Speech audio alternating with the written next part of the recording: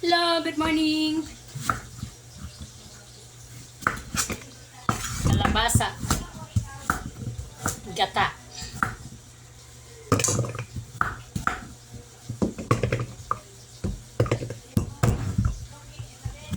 Yung iba hindi naman binabalatan, pero kasi nasanay na nga talaga na binabalatan yung kalabasa. Pero sa amin sa Mindanao hindi binabalatan, kasama yung balat sa amin pagluluto. Pero sa Manila binabalatan eh. Kaya di mo malaman kung ano talaga totoo eh. Balatan ba o hindi balatan? Magkaiba kasi. Kaya siyempre nasanay na rin kung taga Maynila. Nasa Maynila ako. So balatan na lang din natin yung kalabasa. Gagaya tayo sa kanila. Kaya po ko oh, lalambing na. Ano yung dadalhin ko ba? Ako na magdala. Ito na lang, balatan mo to tapos yung prito, baliktarin mo. Pagkatapos ng prito kasi dalawa na lang yung, tatlo na lang yung tama na yun. Dapat, luto na yan siya na, pero hindi pa yan nasusunog. Sunugin ng konti kasi parang maganda tingnan. Huwag yan, be, malaki yan, Diyos ko po. Huwag kang mangyalam sa mga kutsilyo. Huwag mo ganyanin. Ito na! Ha? O sige, tanggalin mo na. O, alis na ako kaya para makakasalang ako ng iba. Teka, puta. Diyan na maghanap ng...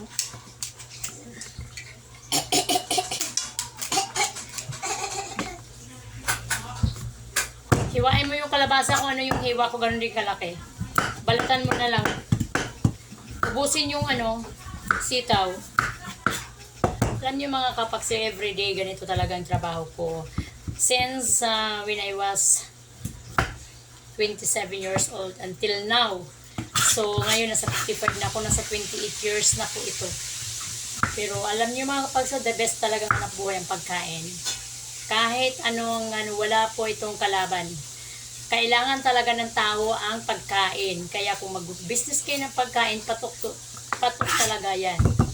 Kahit hindi kayo makabenta ng maayos, at least makabenta kayo kahit paano. Hindi kayo masyadong mawala ng puhunan.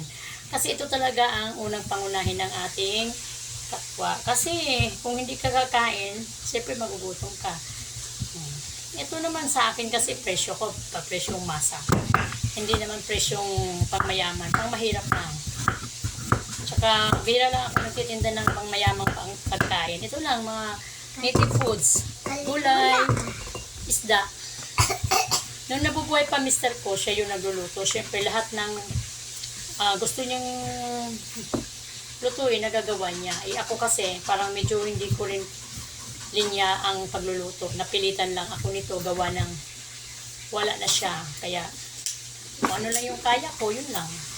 Hindi ko na inabot yung, hindi ko na abutin yung hindi ko kayang abutin. Kung ano lang kaya kong abutin, yun na lang. Wala na. Ayan, wag. Ayan na, magsusugat na tayo pareho. Pasaway. Kaya mga kapagsayo, kung kayo mag-business, matyaga lang kahit masipag pagkain ang businessin nyo. Kasi hindi po talaga yan masisero. Dahil yun ang unang kailangan ng tao sa araw-araw. Kapag hindi kakakain, gugutom ka, diba?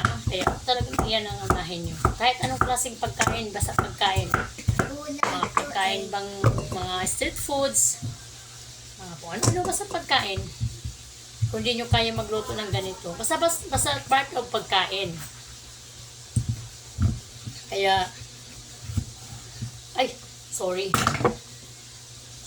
Tamaan yung kuko ko. Paano, sa likod lagi eh.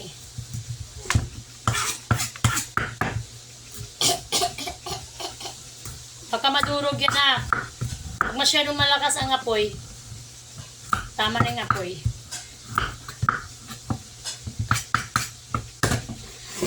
Ayan mga kapagsi, thank you very much for watching.